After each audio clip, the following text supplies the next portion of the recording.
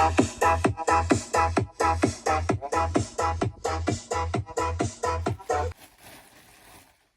unbox muna tayo guys ng bagong speaker na naman. Ito ay ito ay pinabili lang sa atin. Ngayon i-unbox natin yung medyo may kabigatan. Ito ay Aurashare. Yeah, siya unbox na natin. May medyo mabigat guys. Tingnan natin kung baka naman na mabigat dito. Ayun lang plus yung box. Galing ni seller, wala man lang tama eh.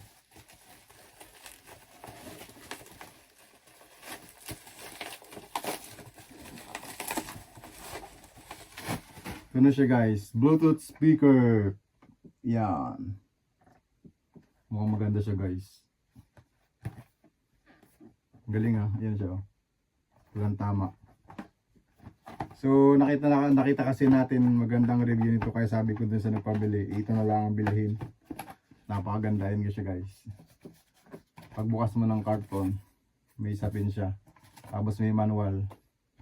Tapos syempre ito na siya. Yan. Talaga naman, ganda. Yung quality siya guys, ang ganda. Yan ang ganda guys. Pang malakasan. Tapos mukha talaga siyang mamahalin guys. Ayan, wireless version 5.3 Lion capacity. Ang ganda na talaga nilalabas ng mga made in China. So may bit-bitan pa siya guys. So para pag kayo mag-outing or saan pupunta, hindi may bit-bitan na. Portable lang talaga siya. Tapos ang kasama niya ay ito yung kasama niya guys. Meron 3.5 jack. Ayan. Tapos meron na siyang type C USB connector. Ayan. So atin ang i-try guys. Sound test. So dito nga pala guys, isalpakan niya ng type C charger. Tapos meron siya salpakan ng USB flash drive. Then meron siya saksakan ng yung memory card na maliit. So yun guys, para malaman kung nagcha-charge, meron naman silang indicator dito na ayan may indicator na ilaw. Yan, para malaman natin kung nagcha-charge siya or full charge na. Yan. Kasi pag full charge na yan, alam ko nawawala yan kasi yung isa kong speaker na same nito ay nawawala yung ilaw kapag full charge na. So try mo natin charge tapos testing natin. Okay. Nag-charge na siya ng konti sa ating buhayin. Yan. Diba? Ang ganda pag binubuhay siya, talagang may bass yung yung kanyang pag power on. So atin ang try.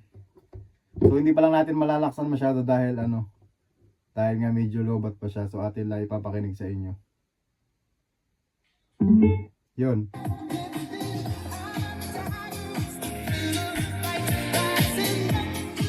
Ganda siya guys, tapos malakas yung kanyang yung kanyang tweeter. May tweeter siya tingin ko. Kasi may tagiste siya eh. Wait lang, makakapirate tayo guys. Ayun guys. Ganda ng bass niya, parami. Yung bass. Ganda ng bass guys, ito nyo. Tapos meron siyang tagistis talaga. Ang ganda ng niya, professional talaga yung sounds niya. Ayun, parang mamahalin talaga. Kasi may kabigatan talaga siya Tingin ko malaki yung capacity ng battery nito. Kaya may kabigatan, tsaka yung speaker niya. Lakas, di ba? Maglakas talaga yung tagistis niya, guys. Ang ganda. Quality talaga tong na to. Ganda talagang speaker to.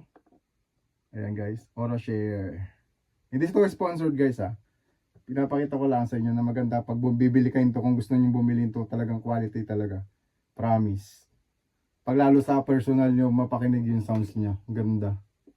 Wait nga lang, namamatay itong ating tingin nyo guys.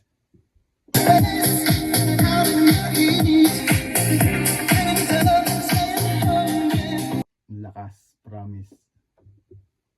So dapat lang guys, pag nagka-charge nyo talagang i-full charge nyo. Tapos sa una, pag ginamit nyo sa una, wag nyo muna talaga na kargahan agad na habang may laman pa. Medyo ibaba nyo konti yung percent ng battery. Wag nyo muna i-charge agad ng may laman pa kasi ikakasira talaga ng battery nito. Kalimitan. Kasi meron tayo mga naunang speaker na hanggang ngayon buhay na buhay pa ay alaga ko lang sa pagcha-charge. Yung hindi ko china-charge na may laman pa. kailangan ay medyo ano na yung malapit na malobat para hindi nasisira yung battery o kaya binubunot agad ng hindi pa puno para hindi agad masira. Yun lang guys. So maraming salamat kung nagustuhan mo ang video nito. Maaari mo ba i-share ang ating video na ito para pag may mga gusto makabili ng magandang klase at nagustuhan. Game.